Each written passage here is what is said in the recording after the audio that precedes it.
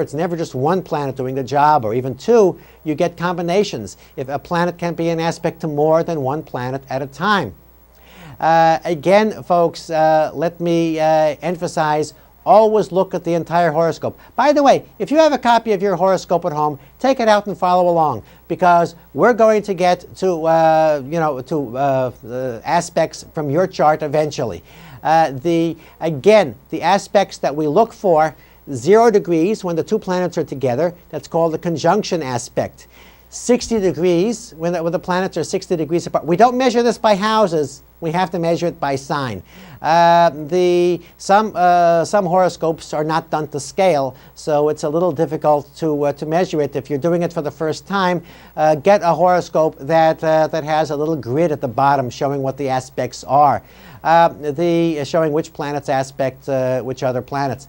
The 90-degree aspect is called the square. It's very stressful. The 60-degree aspect is smooth. It's lucky, but it's so smooth we just take it for granted. The 90-degree aspect we never take for granted. It's an obstacle in life that has to be overcome. And, well, it can be the cornerstone for accomplishment. If you read all of those old astrology books from the Middle Ages, they'll say squares bring disasters. Arturo Toscanini had about 7 of them in his horoscope, and he did all right.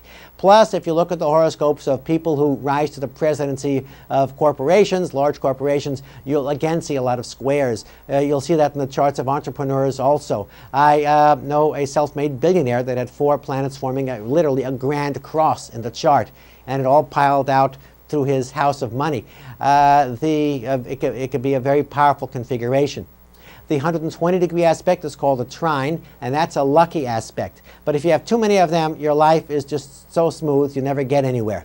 And then there's the 180-degree aspect, the opposition, where the planets are pulling against each other.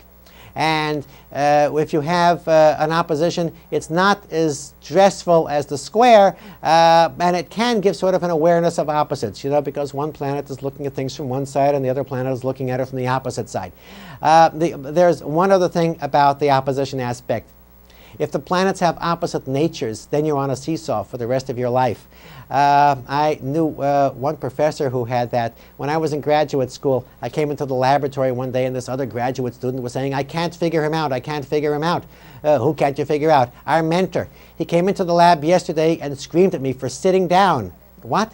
He screamed at you for sitting down? So, yeah, that's right. And I told him I was writing up an experiment. He says, never mind, write it up on your own time. When you're in the laboratory, you have to stand up and work. He says, he just came in again, and I was sitting down writing up the same experiment, so I jumped up and started working. He says, what are you working so hard for? Let's have a game of chess. Now, this professor, I did his horoscope. He had Jupiter, the planet of optimism, opposite Saturn, the planet of pessimism. I call that the Dr. Jekyll and Mr. Hyde aspect. Now, it's never a problem for the person who has it. It frequently is a problem, though, for the people around them. Again, if the planets are of opposite natures, like Mercury and Jupiter, Mercury is details, Jupiter is the big picture. The person will constantly be going back and forth. I've got to get all those little details. No, I'm getting bogged down in details. I've got to get the big picture. No, this is too much with the big picture. I'm losing grip on the details, and they go back and forth and back and forth. And it's loads of fun. If you ever know somebody like that, you can have hours and hours of fun with them, because no matter what they're doing, you could say, well, what about the opposite? And they'll swing, and you say, but what about the opposite? And they'll swing. Of course, after they find out what you're doing, they may murder you, so check the chart and see if they have a strong Mars. Let's take a look at the next horoscope. This is the horoscope of Meryl Streep. Now, Meryl Streep has Mercury up here, again, a pile of planets, and she has the planet Mercury very close to the planet Mars also. As a matter of fact, it's a conjunction. So here is somebody who can communicate quite well, quite vigorously. Here is somebody, with a very active mind, and it's interesting because she's also excellent at accents. And if you look down here in her house of communications, there's Neptune again. Neptune, the planet of dreams, illusions, and delusions. But she backs it up with a lot of hard work. Remember when she accepted the Oscar for Sophie's Choice? She thanked her German tutor.